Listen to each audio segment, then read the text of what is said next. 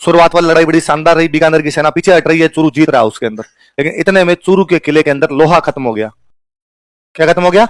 गोले। गोले किसके बनते? लोहे के, धातु के बनेंगे, वो धातु क्या होगी? खत्म। अब क्या किया जाए? तो चूरू में सेठ थे खूब सारे, उन सेठों ने अपनी चांदी ले जाके राजा को दी, और राजा को जाग कहा कि राजा तुम तो चांदी के गोले बनाओ, और चांदी के गोले बना बना के इन पे चला दो, राजा तुम संघर्ष करो और हम तुम्हारे। तो बाद में स्वदेश सिंह ने किसके गोले चला दिए? चांदी के गोले चला दिए। अब वो चांदी वाले गोले जब बाहर जाने लगे तो बीकानेर वाले राजा को समझ में आ गया कि अंदर लोहा खत्म हो गया है, तभी गोले किसके आ रहे हैं? चांदी के। और चांदी कितनी देर तक फेंकेंगे? चांदी की तो लिमिट है, लोहा तो खूब सारा हो सकता है, सोना चांदी कितना हो सकता है। उसने बीकानेर से और बड़ी सेना बुलाई, वापस अटैक किया और चूरू को जीत लिया। फिर ये क्वेश्चन ही बन गया कि राजस्थान में कौन से किले से चांदी के गोले चला दिए गए थे? चूरू के किले से। मुझे ये बड़ा ये जोरदार से लगता है हमेशा कि वो चूरू के किले से कौन से गोले चलाए गए? ये जालोर साइड में चाय को बोलते हैं सह, चम्मच को कहते हैं समस, चम्मच क्या कहेंगे? चाय को कहेंगे सा, चाबी कहेंगे साबी। फिर गीत भी वैसे कहेंगे, सलो दिलदार सलो, सांद के पार चलो। ये सांद कोई दीवाना है, सांद किसका दीवाना है भगवान जाने। तो फिर जालोर वाले इसको याद करते, वो कहते हैं 1814 में चूरू के किले से सांदी के गोले चलाए गए थे, बोलते ही हैं। तो ये इसमें क्या बुरी बात है? ये अपने पूरा राजस्थान में चक्कर है, अपने से पूरा तो अपनी भाषा हिंदी है ही नहीं, तो अपने हिंदी कैसे बोलेंगे? हमेशा आदमी वही भाषा बोलेगा जो उसकी मदर टंग है। शुद्ध यदि कोई भाषा बोल सकता है तो मदर टंग ही बोली जा सकती है, इसके अलावा दुनिया की तमाम भाषाएं जो वो सीखता है अच्छी नहीं बोली जा सकती। तो भाई मैं तो हमेशा खुद कहता हूं कि मेरे से आप राजस्थानी बुलवाओ, मैं ज्यादा अच्छी बोलता हूं, पर मैं जब हिंदी बोलता हूं तो वो राजस्थानी वाली टोन भी आती है और हिंदी सही भी नहीं बोली जाती।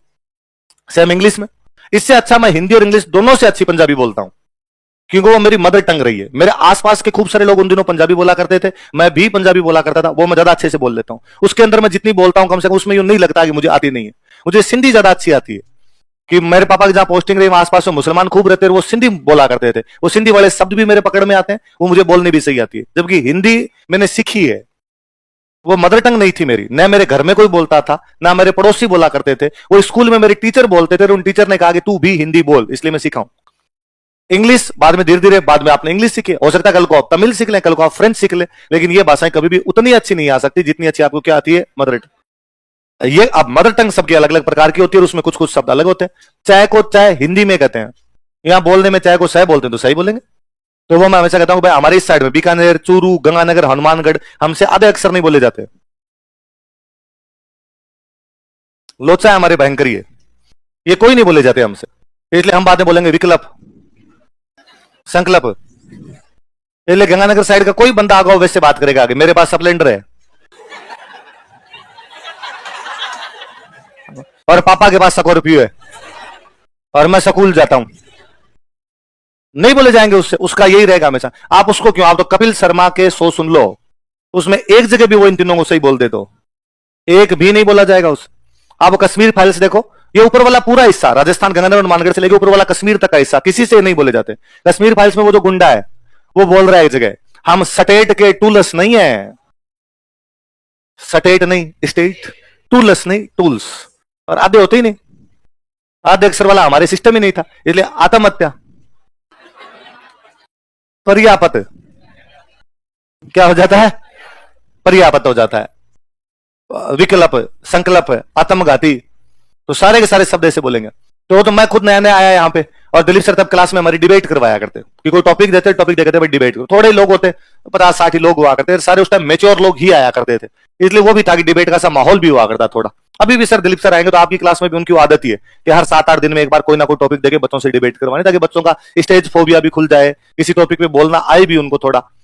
तो हम तो अलग स्टेज जैसा था ही नहीं, हम तो क्लास में थोड़े से हुआ करते, तो इधर वाला खड़ा होकर बोल देता, फिर इधर वाला खड़ा होकर बोल देता। तो एक दिन सर ने एक टॉपिक दे रखा, इंडिया अमेरिका के बीच में कोई डील हुई थी, तो इंडिया अमेरिका के बीच में जो डील हुई, इंडिया यूएस डील हुई, डील के ऊपर बोलना है। इसलिए आधे लोगों का आगे तुम फेवर में बोलोगे और आधे हम लोगों का आगे तुम इसके क्या बोलोगे? अगेंस्ट। इसलिए हम पॉइंट तैयार करके लाए अगेंस्ट वाले, वो वाले अपने पॉइंट तैयार करके गए फेवर वाले। मैं अच्छा ही बोल लिया करता क्लास में, तो सर भी यूं खड़ा भी कर दिया करता, भाई तू सुना। तो हमारी तरफ से 1-2 बंदे बोले, फिर सर ने कहा तू नहीं लिखे लाया आज? हाँ सर लिखे, तो बोल। तो मैं खड़ा हुआ, तो वो कॉपी वॉपी तो मैं बंद करके रखता था, वैसे ही बोलने की आदत थी कि मैं पढ़े हुए लिखे हुए पॉइंट नहीं बोलूंगा, मैं मेरे हिसाब से बोल दूंगा, याद करके आ जाया करता। तो मैंने कहा सर भारत और अमेरिका के बीच में जो डील हुई है ये भारत के लिए आत्मघाती है। तो बच्चे हंसे सारे, अच्छा नहीं बेटा है आत्मघाती। तो मुझे लगा कि सर मेरी बात को डिनाई कर रहे हैं। तो मैंने कहा सर क्या कहा मैंने इसमें, सही तो बोल रहा हूं, यदि भारत अमेरिका के साथ ही डील करता है तो भारत के लिए आत्महत्या है। सर ने कहा तू बैठ जा यार, बकवास कर रहा है फालतू की। अब वो पूरी जनता हंसे, सर मुझे धमका के बिठाए, तो आप बहुत ही ह्यूमिलेट फील करते हो। पर हम बैठ गए सर के सामने, तो क्या बोलता, नीचे गर्दन करके बैठ गए आपने। पर वो आधा पौन घंटा मैंने जैसे तैसे काटा क्लास का। अब जैसे क्लास खत्म हुई सर ऑफिस में गए, मैं ऑफिस में घुसा, मैं सर आपने कैसे, मैं कोई गलत थोड़ी बोल रहा था, सही तो बोल रहा था, मैंने यही तो कहा था, जब अगेंस्ट में बोलना तो मैं तो खिलाफ ही बोलूंगा, तो मैं तो यही तो कह रहा था कि डील आत्मघाती है। सर ने कहा बैठ बैठ बैठ, पानी पिले, पानी पिलाया। कहा बता क्या कह रहा था तुम। मैं सर मैंने यही तो कहा था आपको कि डील भारत के लिए आत्मघाती है। तो सर ने कहा आत्मघाती है। मैंने कहा हाँ आत्मघाती, आत्मघाती बोल दे, दो तीन बोल, आत्मघाती आत्मघाती। मैंने दो तीन बार फिर बोला, तुम हाँ सर। फिर सर मैंने कहा मतलब ये मैं सही नहीं बोल रहा था। सर ने कहा ये नहीं, तुम्हारी साइड के सारे लोग आधे अक्षर नहीं बोल पाते, तू बोल दे कि विकल्प, तो मैंने कहा विकल्प, बोल संकल्प, तो मैं संकल्प, बोल दे कि स्प्लेंडर, तो मैंने कहा स्प्लेंडर। तो मैंने कहा सर हम सारे ये बोलते हैं ऐसे। सर ने कहा टोटल, तुम जितने लोग हो तुम्हारे वो पंजाबी वाला टच आता है, पंजाबी में ये होते ही नहीं, इसलिए तुम भी इस प्रकार से बोल। तो क्या करूं सर इसको सही करने के लिए। तो सर ने कहा अखबार में सुबह सुबह डेली ऐसे 10 शब्द छांट लिया कर और उनको बोल बोल के देखा कर, विकल्प विकल्प विकल्प विकल्प, आत्मघाती आत्मघाती आत्मघाती, जीप पलटने लग जाएगी तेरी, अभी तक तेरी जीप पलटती नहीं है इनके अनुसार। तो मैंने कहा ठीक है सर, मैं डेली के 10 शब्द लूंगा। सर ने कहा शब्द लेगा, 10 शब्द लेगा और उनको बोलेगा। धीरे धीरे धीरे धीरे प्रैक्टिस की, अब जाके थोड़ा बहुत मामला सही है। वो भी तब सही है जब मैं सोच के बोलता हूं, मैं मेरी टोन में जब बोलता हूं तो शब्द है, पर्याप्त है, आत्मघाती है। तो मैं अब तो फिर भी इतना ध्यान नहीं रखता। पहले मैं क्लास में ध्यान रखता कि जैसे मेरे को अब थोड़ी देर बाद में आगे लिखवाना पर्याप्त, तो पहले मैं दिल को कठोर करता मैं मन ही मन सोचता राजवीर पर्याप्त पर्याप्त पर्याप्त पर्याप्त, फिर बच्चों को लिखवाता पर्याप्त, और एक ही बार में दोबारा बोलते फिर ये पर्याप्त हो जाएगा अपने से। ये वाली लाइन अपने दोबारा नहीं बोलनी है। तो ये अपने सब जगह का थोड़ा बहुत रहता है। ये जालोर साइड वालों से बै बोला ही नहीं जाता, बै को कहेंगे वह, बै वाला उनके कंसेप्ट ही नहीं है, वह है। तो मैंने एक दिन बताया था, इसलिए उनके अपने होता है बात, ये कहते हैं बात, वीरमदेव सोनकरारी बात, देखिए अपने बात होती है, बात का मतलब कहानी, अपने किसी के बात बता यार, ये कोई बात बोलेंगे नहीं, कहेंगे बात बताओ बात, और बताओ ही नहीं बताओ बात बताओ। तो इनकी वही भाषा रहेगी। मैंने उस दिन ही बताया था आपको शायद कि पश्चिमी राजस्थान में कुएं को बोलते हैं बेरा। कुएं क्या बोलते हैं, ये जालोरी आपस में मिलेंगे तब आपस में पूछेंगे कतरा बेरा है, तो बेरा नहीं, इनकी क्या हो जाता है। फिर आप भरतपुर वालों से बोलो, उनके उल्टा है, उनके वह नहीं है, उनके बै ही है, वो फिर वैसे बात करेंगे। कल वर्षा हुई थी, आप कभी तुम अकेली बोल के देखना या कभी ध्यान देना, विश्वविद्यालय, हम विश्वविद्यालय में पढ़ते हैं, विश्वविद्यालय वाला उनकी कंसेप्ट ही नहीं होता है। और आपको हर कोई आप थोड़ा सा ध्यान देंगे तो अपने राजस्थान में हर बंदे के साथ ये थोड़ा बहुत कहीं ना कहीं लोचा है। इसका कारण यही है कि हम हिंदी बोल रहे हैं जो कि हमारी भाषा नहीं है। हमारा और हिंदी का सीधे तौर पर कोई भी लेना देना, हिंदी यूपी की भाषा है। ये तो हुआ क्या कि आजादी के बाद में जो भारत के जो भी बड़े नेता थे वो सारे यूपी बिहार के थे। संविधान सभा में ज्यादातर जो जमावड़ा था वो यूपी बिहार वालों का था। नेहरू जी खुद कहां के, यूपी के। डॉक्टर राजेंद्र प्रसाद ये कहां के, बिहार के। ये जेबी कृपलानी ये कहां के, यूपी के। ज्यादातर जो बड़े बड़े नेता थे इस पट्टी के थे। इसलिए कहा कि हिंदी को भारत की राष्ट्रभाषा बनाओ। जब हिंदी को भारत की राष्ट्रभाषा बनाने की बात आई तो साउथ इंडिया वीटो कर गया, और साउथ इंडिया ने कहा कि यदि हिंदी को राष्ट्रभाषा बनाया गया तो हम भारत में शामिल ही नहीं होंगे। तो नेहरू जी ने बैकफुट पे आए, नेहरू जी ने कहा चलो हिंदी राष्ट्रभाषा नहीं है, हिंदी और अंग्रेजी दोनों भारत की राजभाषा है। दोनों भारत की क्या है, राजभाषा, मतलब शासन की भाषा। जहां पर शासन हिंदी में किया जाए वहां हिंदी में कर लो, जहां पर इंग्लिश में हो वहां इंग्लिश में कर लो, और आपस में कम्युनिकेट करना हो तो इंग्लिश यूज में लेनी है। तमिलनाडु वाला सेंटर को लेटर लिखेगा तो इंग्लिश में लिख देगा ताकि वो हिंदी और अंग्रेजी दोनों में अपना काम चलाए, और यूपी वाला लिखेंगे तो हिंदी में लिख लेंगे अपना। और नेहरू जी को लगा कि यार ऐसे तो पार पड़ेगी नहीं, देश में अलग अलग भाषाएं हो जाएगी। तो उनको लगा कि यार हिंदी को बढ़ावा तो मिलना चाहिए, यदि देश को कोई भाषा जोड़ सकती है तो भाषा कौन सी जोड़ सकती है, हिंदी। इसलिए हिंदी को बढ़ावा देंगे। तो कैसे बढ़ावा दिया जाए, साउथ इंडिया तो वीटो पे अड़ के बैठ गया। इसलिए नेहरू जी ने नॉर्थ इंडिया के राज्यों को कहा कि तुम हिंदी को बढ़ावा दो, और धीरे धीरे हिंदी पूरे देश में हो जानी चाहिए कि कोई आदमी विरोध करे नहीं, अपने आप हिंदी क्या बन जाएगी, देश की राष्ट्रभाषा। तो नेहरू जी ने अपने सब नॉर्थ इंडिया वालों को कहा कि तुम ये बात मान लो। नॉर्थ इंडिया में एक ही राज्य ने ये बात मानी, वो राजस्थान, और किसी भी राज्य ने ये बात स्वीकार ही नहीं की। इसलिए पंजाब में आज दिन तक पंजाबी है, गुजरात में आज दिन तक गुजराती है, और महाराष्ट्र में आज दिन तक मराठी। अपन ने यह बात मान ली और अपन ने अपने स्कूलों के अंदर राजस्थानी पढ़ानी बंद कर दी। वरना पंजाब की पूरी एजुकेशन कौन सी भाषा में होगी, पंजाब। मैं तो हमेशा हंसता ही हूं कि यार आप पंजाब में साइन बोर्ड देखो, पहला ऊपर नाम लिखा हुआ है पंजाबी में पटियाला, फिर अंग्रेजी में लिखा हुआ है पटियाला, फिर उर्दू में लिखा हुआ है पटियाला, हिंदी नहीं है। उर्दू में मिल जाएंगे साइन बोर्ड सारे के सारे। क्यों? क्योंकि किसी टाइम इस पंजाब की राजधानी हुआ करती लाहौर। राजधानी कौन सी थी? और तब उर्दू का बोल था, मुसलमान बड़ी संख्या में रहा करते थे इस इलाके के अंदर, तो उर्दू थी, तो उर्दू भाषा चलती रही यहां पे। ये नहीं मिलेगी आपको। महाराष्ट्र में यदि आपने दुकान का नाम हिंदी में लिख दिया, शाम से पहले पहले शिवसेना वाले इतना कूटेंगे कि दुकान खोलने लायक नहीं बचोगे दूसरे दिन। ये तो बताया था मैंने दिन पहले। साउथ इंडिया में आप किसी बंदे से हिंदी में रास्ता पूछ लो, नहीं बताएगा। यदि साउथ इंडियन है, उसको हिंदी समझ में आ रही है, उसके बावजूद वो हिंदी नहीं बोलेगा। वो तो अपने कम्युनिस्ट पार्टी के एक बहुत बड़े नेता है, डी राजा, कम्युनिस्ट पार्टी के महासचिव है। भारत में कम्युनिस्ट पार्टी का सबसे बड़ा नेता को क्या बोलते हैं? महासचिव। जैसे बीजेपी कांग्रेस में होते हैं अध्यक्ष, कम्युनिस्ट पार्टी में क्या बनते हैं? महासचिव। डी राजा उनका महासचिव है। मैं एक बार दिल्ली में डी राजा से मिलने के लिए गया। कोई आंदोलन चल रहा था और उस आंदोलन के बारे में उसको ब्रीफ करके आना था, और डी राजा को ब्रीफ करने के लिए मुझे भेजा गया कि यार तुम डी राजा से बात करके आ जाओ। तो उसने टाइम दिया, भाई 11 बजे मैं 5 मिनट का टाइम दूंगा, 5 मिनट में आगे मुझे ब्रीफ करके चले जाना तुम। उसके बाद में राज्यसभा का टाइम है, मैं राज्यसभा जाऊंगा। मैं और एक यूपी का लड़का दोस्त को बताने के लिए गए। यूपी वाला लड़का डी राजा को जानता था, इसलिए मैं उसको इसलिए लेके आया कि ताकि वो मेरा इंट्रोडक्शन तो करवा दे, भाई मैं कौन हूं, किस बारे में बात करने आया। और मुझे पूरी बात समझानी थी कि तुझे आज राज्यसभा में क्या बोलना है, हमारे मुद्दे को राज्यसभा में उठाना है। वो अपनी गाड़ी के पास तैयार खड़ा था, राज्यसभा जाने वाला ही था। वो हमारा ही वेट कर रहा था कि बच्चे आएंगे, मैंने उनको टाइम दे रखा 11 बजे का, फिर मैं चला जाऊंगा। अपने जैसे घर पहले जाते, भाई नमस्कार करो, इतना बड़ा आदमी, सर प्रणाम नमस्कार सर। वो मैं इस आंदोलन से, उसने वापस मेरे कहा इंग्लिश में कि तुझे तमिल या अंग्रेजी में से कौन सी भाषा आती है? वो दोनों ही नहीं आती। तो तमिल आती है न, मुझे सर या तो पंजाबी आती है, या हिंदी आती है, या राजस्थानी आती है। तो उसने गाड़ी गेट ही बंद कर लिया, तो बात नहीं करनी। इन दोनों में से कोई आती है तो 5 मिनट का टाइम है, फटाफट समझा दे, वरना मैं और किसी भाषा में तेरे से बात करना पसंद ही नहीं करूंगा। मुझे इस बात का कतई बुरा नहीं लगा कि उसने मेरी बेइज्जती कर दी।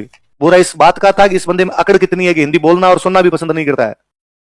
अब टूटी फूटी जितनी अंग्रेजी आती थी, 5 मिनट में अंग्रेजी में उसने सुन ली। मैं टूटी फूटी बोल रहा था, मतलब सही ढंग से सेंटेंस भी नहीं बन रहा होगा मेरे पे वहां पे मेरे से, उसके बावजूद वो सुन रहा था। पर वो हिंदी सुनना पसंद नहीं कर रहा था मेरे से। हिंदी नहीं सुनूंगा। उसने पूरी बात मानी मेरी। वापस बाद में उसने कहा, ओके जेंटलमैन, मैं अभी जा रहा हूं राज्यसभा, तुम्हारा पूरा मैटर उठाऊंगा। उसने पूरा एग्जैक्टली जैसा मैंने समझा राज्यसभा में जाके बोला है कि आज मेरे पास स्टूडेंट है, स्टूडेंट ने ये कहा है, इंग्लिश के अंदर वहां जाके भी उसने बोला है। और हिंदी सुनना भी पसंद नहीं कर रहा था। ये साउथ इंडिया की हकीकत है। समझ पूरी आती है। अरे यही तो भाई, नहीं जिसको समझ नहीं आती है ना, वो तो ना बोले, उसकी कोई दिक्कत ही नहीं है। दिक्कत उसको जिसको आ रही है। उनको आजकल आने लग गई, उनको समझ में आती है सारी। हिंदी ऐसी कोई भाषा ही नहीं है जो किसी को समझ में नहीं आ सके। और वो भारत में रहते हैं, वो बॉलीवुड की मूवियां देख रहे हैं। आप में से कौन कौन पंजाब में रहा, फिर भी पंजाबी समझ तो रहे हो ना गानों के माध्यम से। इसलिए भाषा में इतना तो कुछ होता ही नहीं। तो दिक्कत वही है भाई। मुझे मैं कहूं, एक कोई आदमी फ्रांस का आदमी है, उसके सामने आप हिंदी जाके बोलो, अपने कहा भाई इसको बापड़े आती नहीं यार। पर यदि किसी को आती है और उसके बाद नहीं सुनता, ये बहुत बुरा है। वो नेता है, वो जगह जगह घूमता है पूरे भारत में, सब भारत में लोगों से अलग अलग प्रकार से मिलता है, सारी भाषाएं आती है उनको, और उसको नहीं सुननी। उसको हिंदी से एलर्जी है, अंग्रेजी सुनना पसंद ही कर रहा हो। और मैं कहता हूं उसके अपेक्षा मैं उसको तो पंजाबी बोलूंगा तो राजी रहता कि पंजाबी बोल ले भले, हिंदी नहीं। तो हिंदी के प्रति तो साउथ इंडिया में एक दुराग्रह पाया जाता है।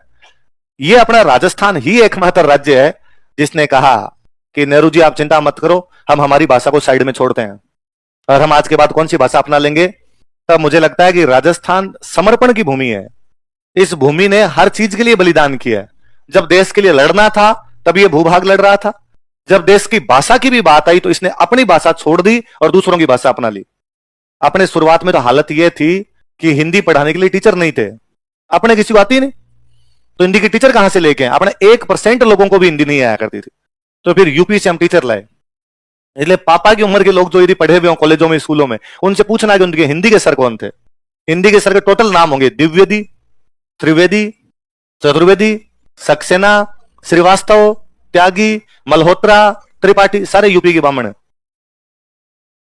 उनको आती थी हिंदी संस्कृत, तो वो अपने यहां पे आके पढ़ाने लगे। दुर्भाग्य देखिए, जब बाद में बात आई कि भाई संविधान में कौन कौन सी भाषाएं शामिल होनी चाहिए, तो जब संविधान बन रहा था तब तो राजस्थान की बात करने वाला कोई आदमी नहीं था वहां पर। संविधान बनाने वाले जो थे उनमें अलग अलग भाषाओं के लोग थे, उन्होंने अपनी अपनी भाषा जुड़वा ली। वल्लभ भाई पटेल ने कहा गुजराती जोड़ो साहब, गुजराती जोड़ गए। किसी पंजाब वाले ने कहा पंजाबी जोड़ो, तो वो जोड़ गए। आजादी के बाद कहा कि यार बाकी भाषाओं को भी जोड़ना चाहिए, तो किसी ने कहा सिंधी जोड़ दो, सिंधी जोड़ ली। मैथिली, संथाली, डोगरी, बोडो जोड़ो, तो वो जोड़ ली। मणिपुरी, नेपाली और कोंकणी जोड़ो, तो वो जोड़ दी।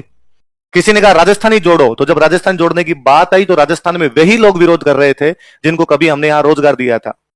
उन यूपी वाले त्रिवेदियों चतुर्वेदियों ने सबसे पहले कहा कि राजस्थानी नाम की कोई भाषा ही नहीं है और राजस्थानी हिंदी का एक प्रकार है, और यदि हिंदी को मान्यता मिल गई तो फिर राजस्थानी को मान्यता, क्योंकि उनके धंधे ही खत्म हो रहे थे फिर यहां से, इसलिए वो लोग सबसे अधिक हमारा विरोध करके गए। और मुझे तो ये भी बड़ा अजीब लगता है जब कोई कहता है कि सर राजस्थानी हिंदी का ही प्रकार है। मैं कहां है यार, अपने भाषा के शब्द अलग पड़े, उनके शब्द अलग पड़े, हमारी भाषा उनसे पुरानी है। हिंदी भारत में तब की भाषा जब मुसलमान आए, अमीर खुसरो हिंदी का पहला लेखक है, हम तो उससे पहले से यहां पर कोई ना कोई भाषा बोल ही रहे थे, किसी ना किसी के अंदर तो कम्युनिकेट कर ही रहे थे, और हमारी भाषा में तो जितने शब्द हैं उतने उधर है ही नहीं। वो मैंने कभी आपको पहले ये दिन समझाया होगा कि हमारे यहां पे किसी एक ऊंट के 400 पर्यायवाची हैं। हिंदी बताए देखे इतने कहां से लेके आएगी। हिंदी तो हमारी भाषाओं के शब्द ले लेके बनी हुई भाषा है, वो तो मिक्सचर है। हाँ, हम हिंदी का पूरा सम्मान है कि हिंदी देश की राष्ट्रभाषा बननी चाहिए, बनाई जाए, हर भाषा का सम्मान है। मुझे तो हमेशा इस बात का बड़ा बुरा फील होता है कि मुझे अंग्रेजी अच्छी क्यों नहीं आती। मैं चाहता हूं कि अंग्रेजी इतनी अच्छी आए कि मैं कोई इंग्लिश की बुक पढ़ लूं। अब अंग्रेजी आती भी है पर अंग्रेजी में फील नहीं आता कि मैं किसी बुक को लेके बैठता हूं। हमेशा कहता कोई बुक पढ़ते हैं तो बुक पढ़ते हैं दिमाग में पिक्चर बननी चाहिए, इमेज, ये पिछला पैराग्राफ क्या था, उससे पिछला पैराग्राफ क्या था, उससे पिछला। मैं हिंदी पढ़ता हूं तो वो मेरी इमेज बनती है दिमाग में, राजस्थानी पढ़ता हूं तो वो इमेज बनती है, इंग्लिश पढ़ता हूं मुझे पूरी समझ आती है, वो पिक्चर नहीं बनती मेरे दिमाग में। ये पीछे वाला पैराग्राफ क्या था, उससे पीछे वाला पैराग्राफ क्या था, फिर वो एक पैराग्राफ जो पढ़ रहे हो वहां पे ध्यान केंद्रित होता है, फिर थोड़ी देर तो आप पढ़ते हो बाद फेंक देते हो, मरने दे ढंग से अपने को समझ तो आ नहीं रही। उसमें कोई एक आधा वर्ड ऐसा हो रह जाता है जिसमें तुक्का ही मारना पड़ता है, यही कह रहा होगा, आगे पीछे वाला में ये लिख रखा है तो इसने भी ये लिख दिया होगा, या बाद गूगल करके उसको देखो। तो मुझे हमेशा लगता है कि यार मुझे अंग्रेजी सीखनी है, और अंग्रेजी क्यों, कोई जर्मन भी सीखूं, फ्रेंच भी सीखूं, इटालियन सीखूं, तमिल सीखूं, तेलुगु सीखूं, जितनी भाषा ज्यादा सीख सकता हूं उतना सीखा जाए, पर मदर टंग कैसे छोड़ी जाए। मुझे तुम्हारी भाषा हिंदी है ना, भाषा तो मेरी राजस्थानी है, मेरी मातृभाषा जो है वो राजस्थानी, हिंदी मौसी है। मौसियां खूब सारी हो सकती है, और मौसियों से कभी उतना प्यार नहीं हो सकता जितना मम्मी से हो। और ये अपने साथ ही दिक्कत है, अपने यहां पे जैसे ही कोई बंदा थोड़ा सा अपर क्लास के अंदर जाता है वो सबसे पहले भाषा छोड़ता है, क्योंकि बाकी पूरी दुनिया में अपर क्लास में लोग अपनी भाषा ही बोलते नजर आएंगे आपको। पंजाब का मुख्यमंत्री का कोई भाषण मुझे हिंदी में सुनाओ देखे। मोदी जी जब तक गुजरात रहे थे मुझे एक सिंगल भाषण उनका हिंदी में सुना दो आप, सारे भाषण उनके गुजराती में। ये एकनाथ शिंदे दिल्ली प्रेस कॉन्फ्रेंस करते रहते, उनको पता है पूरा भारत सुन रहा है, फिर भी मराठी बोलेंगे, हिंदी बोल ही नहीं रहे हैं वो। अपना कभी मुझे बता दो कि अपना मुख्यमंत्री कभी राजस्थानी में भाषण देता हो। अपने हिंदी बोलेंगे, अपने हिंदी बोलेंगे, अपनी वाली भाषा को छोड़ देंगे। विजय सर मुझे एक दिन, विजय सर पहले सॉफ्टवेयर इंजीनियर थे, तो इनके वो इंजीनियरिंग की हुई, तो ये पहले कोई सॉफ्टवेयर कंपनी में वहां पे पुणे जॉब करते, तो सर मुझे एक दिन बताए कि वहां पे हमारे जो मैनेजर था वो उड़िया था, और हमारे जो पियोन था वो भी उड़िया था, उड़ीसा का था, और वो मैनेजर उस पियोन से जब भी बात करता तो उड़िया में ही बात करता। मैं कहूंगा अपने उल्टा है। पहली बात तो यदि मैनेजर राजस्थान का हो और पियोन भी राजस्थान का हो तो अपना मैनेजर पियोन से बात ही ना करे, और फिर राजस्थानी में तो पक्का ही ना करे। वो इंग्लिश में, हिंदी में, सब में बोलना पसंद करेगा। हमें भाषा के प्रति जो हीन भावना आ गई ना, ये बुरी बात है। आजकल फिर बीच में कई दिन ये ट्रेंड चला था कि बच्चों को स्कूल के अंदर राजस्थानी ना बोलने दी जाए। स्कूल के अंदर बच्चे क्या बोलेंगे, हिंदी, वरना तो स्कूल वाले पीट दिया करते हैं। आजकल फिर ट्रेंड आया कि घर पे ना बोलने दी जाए। फिर मम्मियों ने कहा कि इन सबको हम क्या सिखाएंगे। बीच में थोड़े दिन आया कि मम्मियों ने कहा कि हम अंग्रेजी सिखाएंगे, पर दिक्कत आई फिर मम्मी को नहीं आती। फिर मम्मी ने 2-4 वर्ड रटे और वो वर्ड रटाने शुरू किए। ये दूध को, मिल्क को फिनिश करो, होमवर्क को फिनिश करो, तुम्हारे गेम को फिनिश करो। अरे फिनिश के आगे तो होता होगा कुछ, सबको फिनिश ही कर रही हो तुम, आगे पीछे ही सीख लिया जाए कुछ। तो ये भाषा का लोचा है थी, तो ये सब जगह है। तो जालोर वाले अपने चाय को क्या बोलते हैं, सह, क्या बोलते हैं। आज संडे की सर ने छुट्टी नहीं की, संडे की सर ने क्या नहीं की, छुट्टी कर देते तो, है ना। तो चाय को हमेशा क्या बोलते रहेंगे, तो हर चीज को वैसे, चांद को सांद, चाबी को साबी, चम्मच को समस। तो वो तो चाय वाला मुझे जोरदार लगता है कि चा को भी सा और छा को भी सा, तो मीठी सांद मोली सा, चाय पीने तो मीठी सा है। तो वो तो मेरा जो नेटिव पैलेस, मेरा तो गांव पड़ता है, वो गांव चूरू में पड़ता है। मेरे साथ एक जालोर के रूममेट रहे, वो सीनियर मेरे से, उनको बाइक नहीं चलानी आती, तो उनको कहीं जाना होता तो वो मुझे लेके जाते, भाई लेट बन भाई तू मेरा, तो मैं उनके बाइक चला के उनके साथ जाता। अब किसी से मिलने के लिए गए, वो दोस्त उनका, मेरे को तो जानता नहीं, पर मेरा इंट्रोडक्शन देते तो हमेशा कहते कि राजवीर है मेरा रूममेट है और सुरु है। मैं यार सुरु का मतलब मैं कोई आदि मानव थोड़ी हूं, पाषाण काल से बैठा है, शुरुआती मनुष्य है। मैं सुरु का हूं, हाँ तो वही कहना चाहता हूं, तू शुरू का ही तो है। वैसे वो बात है। तो वैसे तो कब की बात है, 1814। कौन से किले से, सुरु के किले। किसके घोड़े, संत। क्या किए गए, सलाए गए, चलाए गए नहीं, क्या किए गए? किसने सलाए? सुरजीत सिंह ने। किसके खिलाफ सलाए? सूरज सिंह। तो स 1814 सुरू, संधि, सुरजीत सिंह सलाए गए और सूरज सिंह। याद रहेगी बात?